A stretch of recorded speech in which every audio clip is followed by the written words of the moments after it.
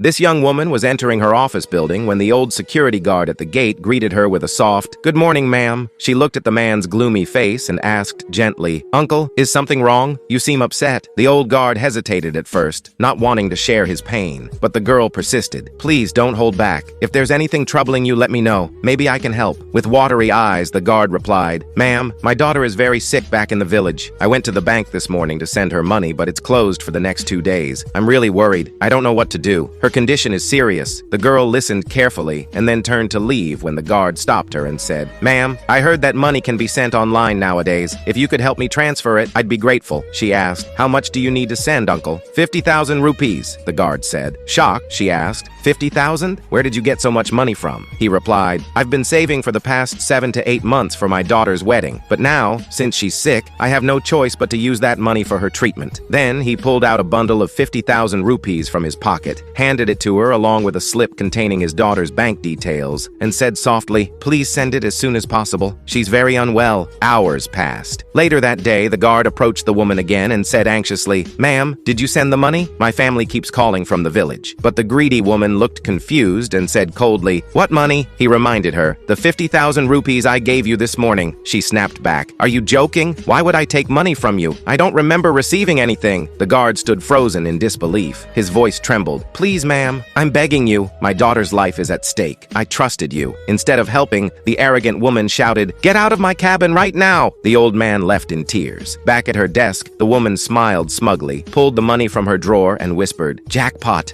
50,000 rubai kodutal. And with my next salary, I'm going on a shopping spree." A week later, she walked into her manager's office complaining, "Ma'am, everyone got their salary, but mine hasn't come yet." The manager looked at her and said, "What do you mean? Your salary was processed days ago." Confused, the woman replied, "But I haven't received any credit in my account." Annoyed, the manager said, "Stop wasting my time. Your salary was transferred." The girl, now frustrated, asked, "Why are you being so rude to me? What have I done?" The manager stood up and said firmly, "You want to know? Let me remind you. You stole from that poor old guard. You didn't care that his daughter was dying. You just took advantage of his pain." Stunned and guilt-ridden, the woman said, "Ma'am, I'll return his money, please." The manager replied coldly, "You want to return it now? Do you know that if I hadn't sent that money myself, his daughter wouldn't be alive today? I don't need greedy and dishonest employees like you in my company. You're fired. Leave immediately." And with that, the dishonest woman was permanently thrown out of the company.